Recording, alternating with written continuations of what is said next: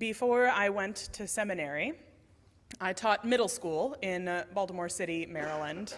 Specifically, I taught English to speakers of other languages, or ESOL, in a couple of schools where almost all of the ESOL students were refugees from Nepal and Bhutan, the Horn of Africa, and the Middle East.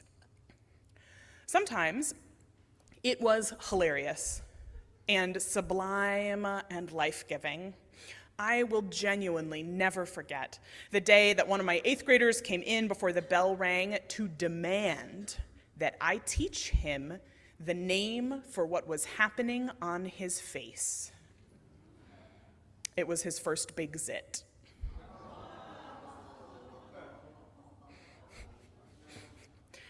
You gotta learn some strange English when you're learning it for the first time at 13.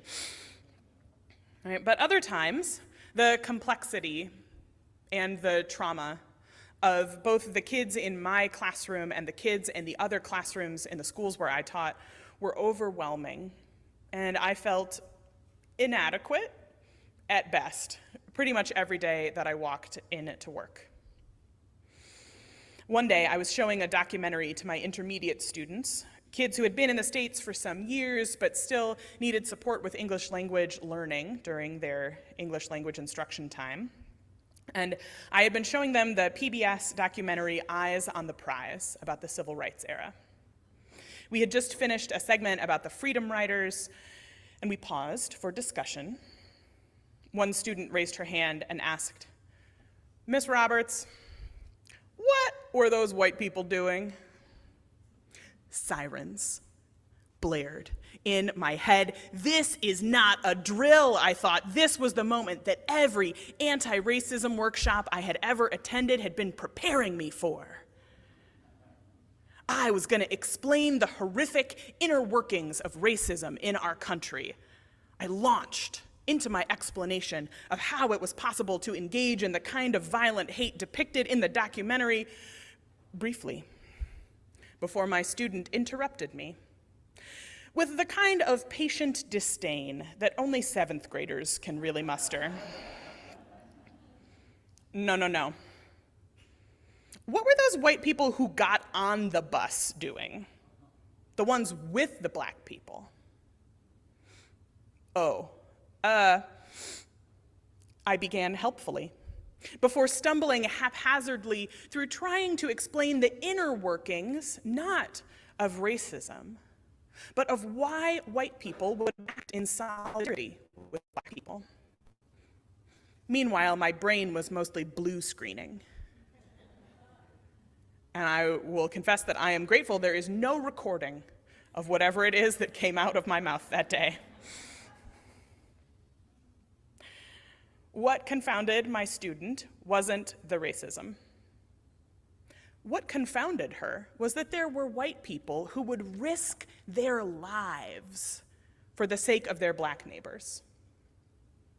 Nothing in her lived experience, none of the nice white people she had met in the refugee resettlement process, none of the nice white teachers she had had, not even me and my impeccable anti-racist politics. None of that had given her any context for the kind of solidarity she had seen in that documentary. And for me, that moment was an inflection point. It put right in my face that trying to have the right political positions, trying to avoid saying offensive things, those were me trying to avoid something. Me trying to avoid external judgment, me trying to make sure I didn't break any external rules about what it meant to not be racist. And like at that point in my life, I had gotten pretty skilled at making sure that nobody could mistake me for a white supremacist. But that is a pretty low bar. But when I asked myself the question, what did I actually want to be? Who did I want to be? How did I actually want to be in relationship with real, live people? across difference, that was harder to articulate. And suddenly everything that had felt certain, all of the bullet points on slides I had looked at during all of the anti-racism trainings I had ever been to, right? Everything that had felt certain and rigid in my understanding of what it meant to dismantle racism started to shift. It started to feel amorphous and no longer dependable.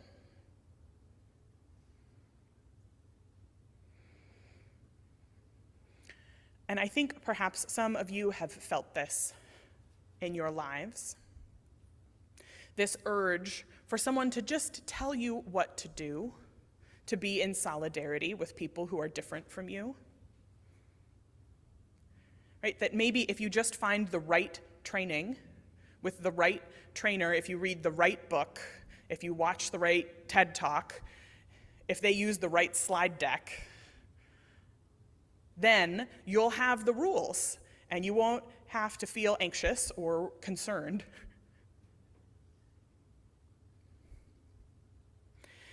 But I think many of you have also had the experience that when you put all of that rote learning into the context of real human interaction,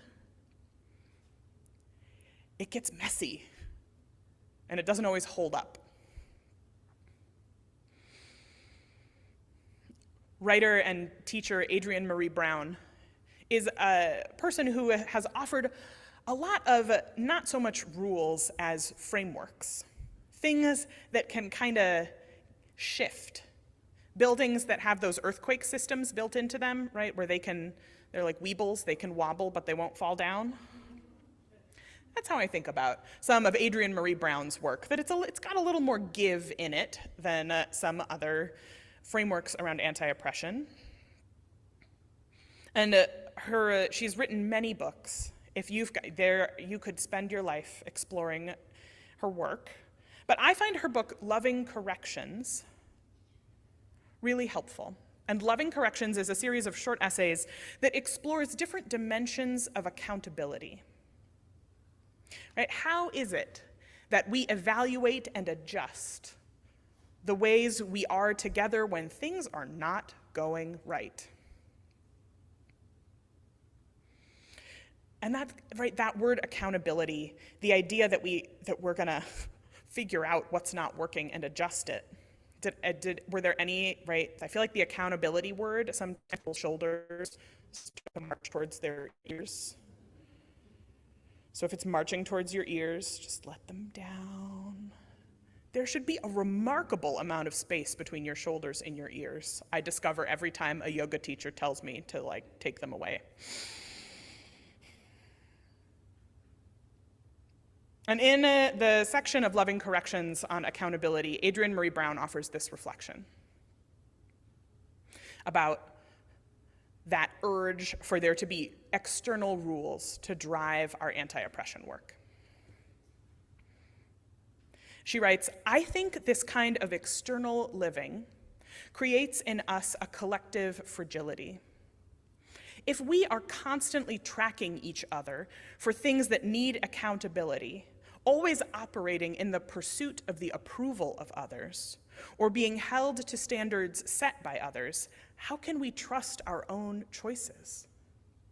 If accountability happens outside of us and is judged and corrected by others, how can we learn to recognize, let alone honor, our own needs and values?"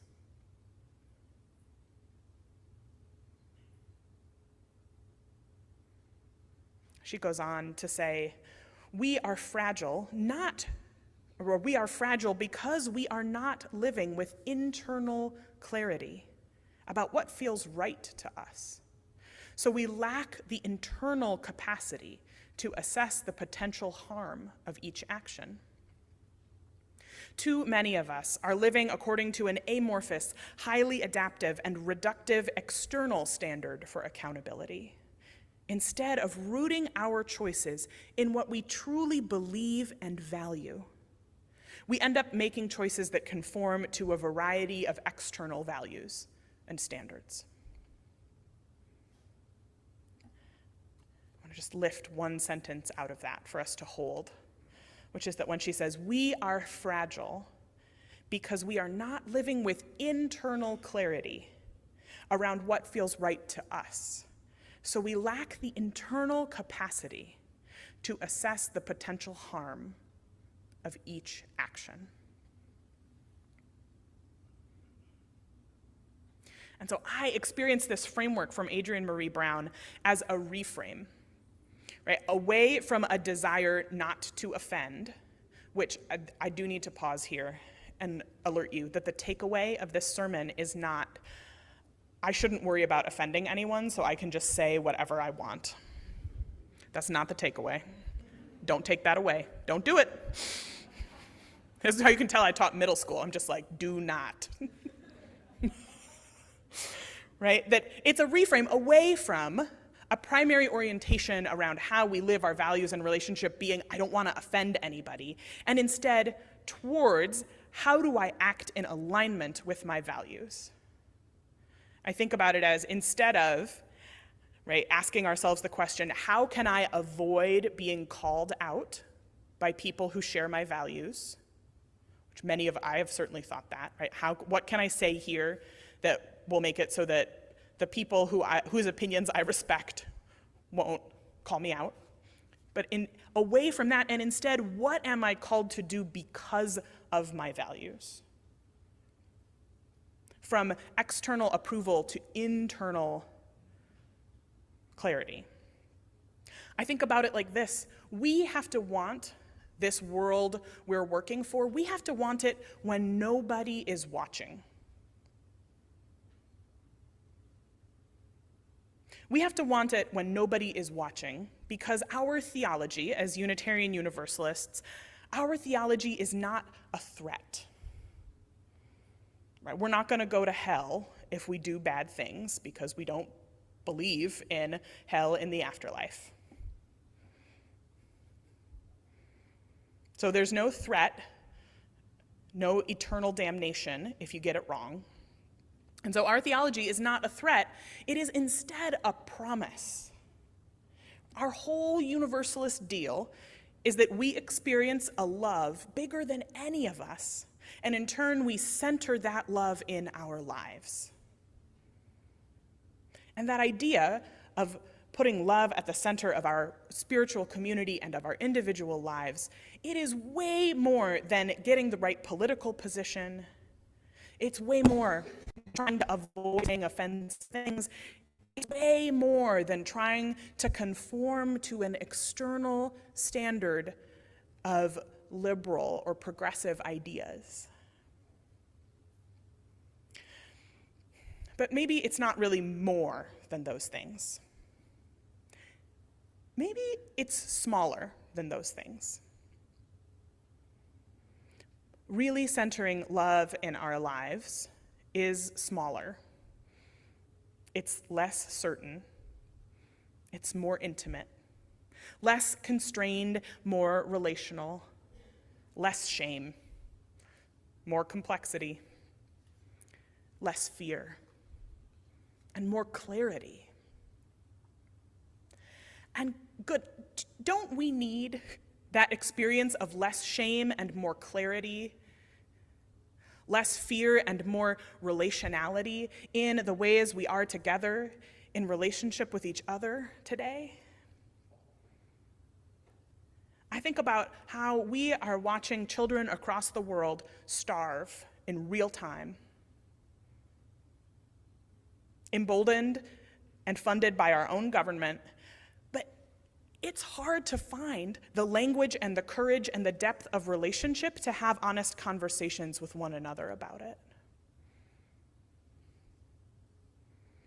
I think about how more than ever, there are leaders, and it seems like in pretty much every political direction, who are eager to treat trans siblings and trans kids as a bargaining chip rather than whole people.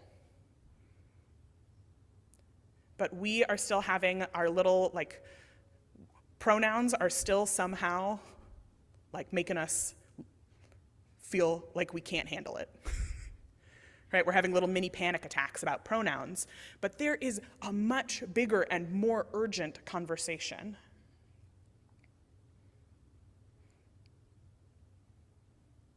And I think about the people in our neighborhoods and in our families, and here in the pews this morning, who are at risk of losing Badger Care or Medicaid benefits. But we can't quite figure out how to have a real conversation about the impacts not on our theoretical political positions about what's happening in our country right now, but about what it means for the people here in our community, for their lives. Because it might get uncomfortable. Right? We might have to acknowledge that some of the comfort in many of our lives has come at the expense of the discomfort of others.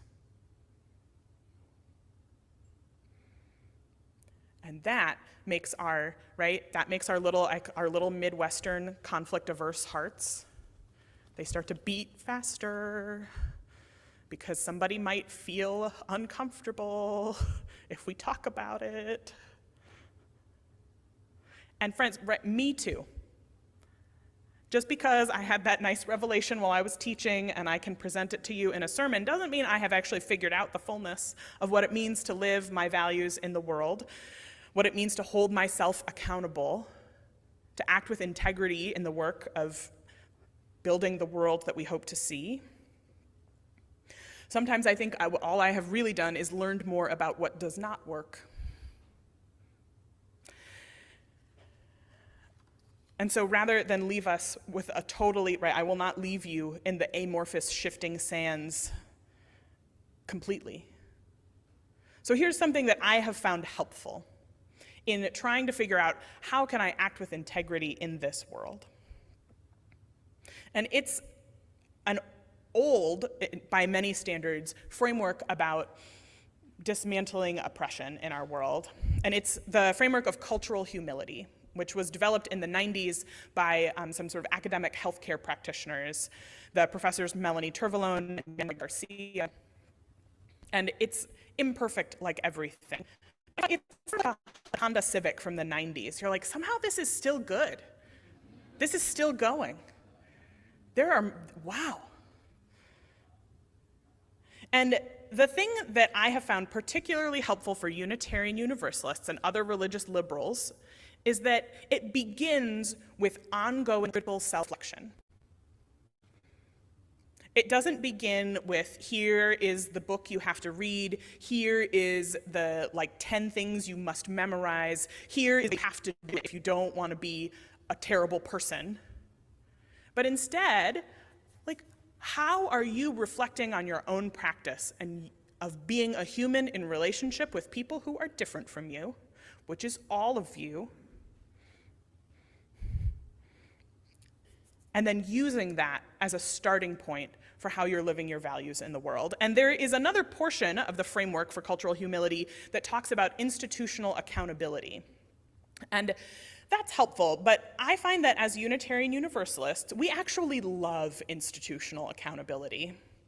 We would much rather go be angry at an elected representative than be reflective about the things we do in our own lives and the ways we are in relationship directly with one another. And in part because the jump to institutional accountability lets us off the hook for all of the ways that we might be a part of the problem. Right? How could I commit a microaggression? I am involved in all of our social justice teams. I am on the DEI committee at work. Me? Yes, you. And me, and all of us. And part of why we need that reflection is that before we conclude, I'm gonna tell you a secret. Are you ready? Okay. Not all people of color agree with each other. not all trans people agree with each other. Right? You have to figure out for yourself how you want to be in relationship and how to act in accordance with your own integrity and your own values, because if all you are ever doing is trying to live against that external standard, you will fail because the external standard is not universal. And the way that we sometimes, the way it shows up is, oh my goodness, how many of us have, and I have been in this situation too, where you're in a situation, you say something or do something, and someone calls you out, and the thought bubbles up inside of you, but I workshopped that with my trans friend, and they said it was fine. But it doesn't work that way. And so in a world where everything feels urgent and critical and enormous, the scale of pain and need feels way outside of any of our control. And so my invitation to us in response to that is to start small. To know that accountability has to come from within you, from within us. And when things are murky, that is a moment to turn not towards a legalistic understanding of here's what's right and here's what's wrong, but instead to turn towards our values, towards love, and away from shame and away from fear. Let's not wait for someone who shares our values to call us out. And instead, let's let our values call us out of our fragility and into those clear, small, intimate places of change that may in turn change the world. May it be so.